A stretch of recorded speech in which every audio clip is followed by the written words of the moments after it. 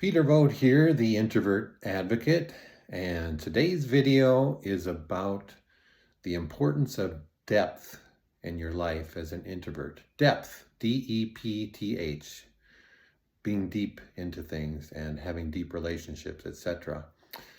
You know, I've been studying and researching and writing about introverts and introversion for 20 some years now.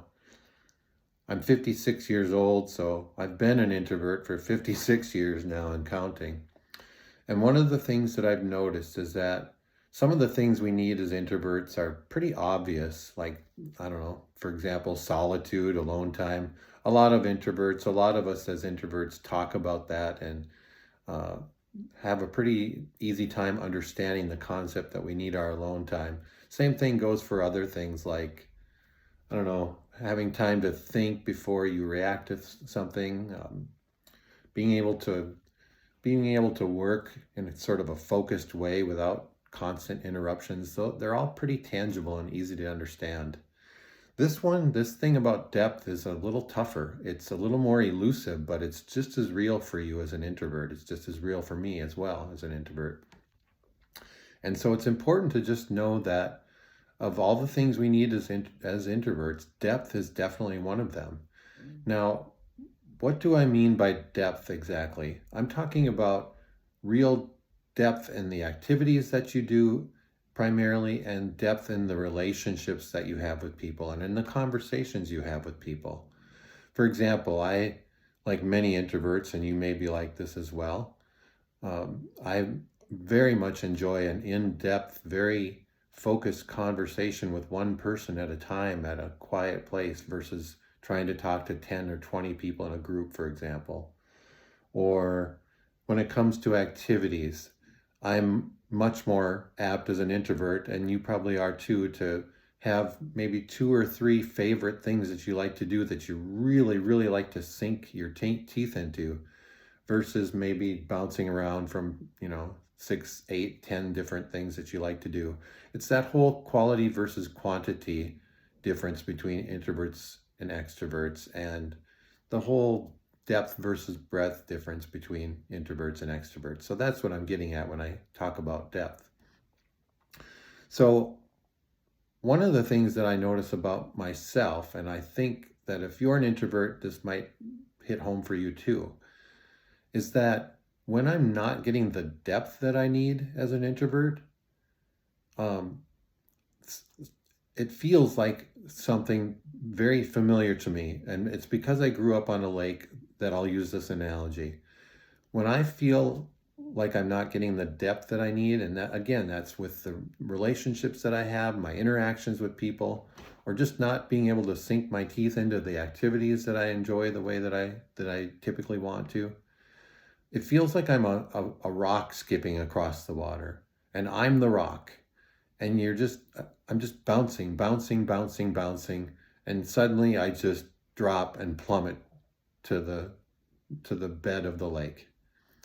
Another analogy that I very often related to is being the ball in a pinball machine. You're just bounce, bounce, bounce, bounce, bounce, bounce. You're bouncing all over, bouncing from interaction to interaction, bouncing from activity to activity. You never really get to spend any time on any of it. Here, one other analogy I guess that I could give is of a bug. Here in Minnesota, the state bird is the mosquito. And so I think of a mosquito flitting around, flit, flit, flit from person to person or all over your head, never spending any time in one particular place. But the feeling that I'm trying to describe, however you want to analogize it in your own life, it's just this feeling of bouncing around, of being out of control of your own time, of not being able to take the time you want with the people in your life and then with the things in your life to really sink your teeth into the activities and have those deep conversations with the people, as I was saying before. And so what can you do about it? You can sense this, and now that you've got some awareness of it, you know that something's going on and it has to do with your depth. Well, what can you do about it? Primarily what I have found that the thing you really need to do is to just stop the bouncing, make the bouncing stop to the degree that you can. And, you know, let's face it, in the moment, it's not always possible, at least not instantly. Sometimes you have to put up with a certain amount of bouncing around. You don't always get the depth that you want and need. Let's just face it.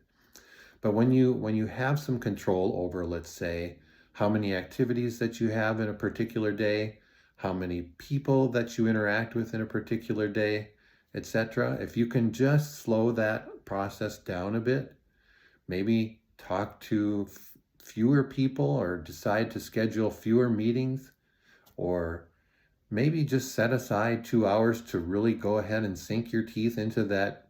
I don't know what it might be. Maybe you're trying to learn to play the guitar and you really just want to concentrate on that.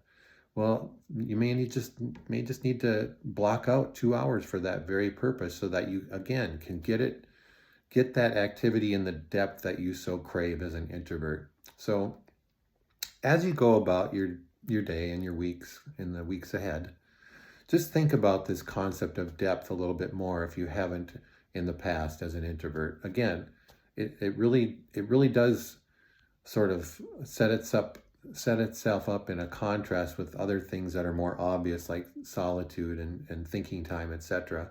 But depth really is something that's very important to all of us as introverts. And again, it's in your conversations and in your relationships with people. And absolutely also it's in the activities that you engage in. You're really going to want to sink your teeth into the things that you do. So as you go about your life in the next days and weeks, give that some thought. Give some thought to ways that you can preserve some depth in your life from day to day. It especially, I should point out, this especially is noticeable not so much on a particular day, but when I have had a string of days where I feel like I'm bouncing around. If it's been, for example, the last 3 weekends, my family, for various reasons, has traveled about 4 hours south of here to Minneapolis, St. Paul and back. And we've had to do a lot of driving for gymnastics and this and that. It's just life.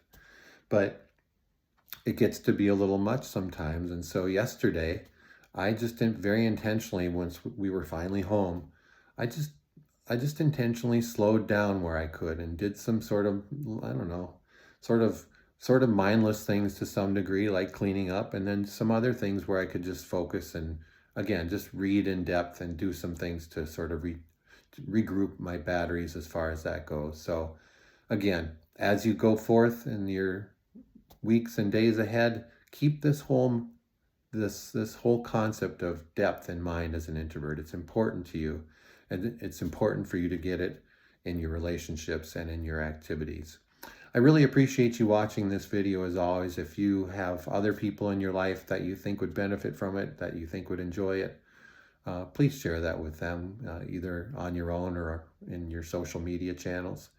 And in the meantime, if you'd like to learn more about what I'm up to and the sorts of things that I write about and do courses about, etc., where introverts and introversion are concerned, you can check out everything I've got on my website at introvertinsights.com.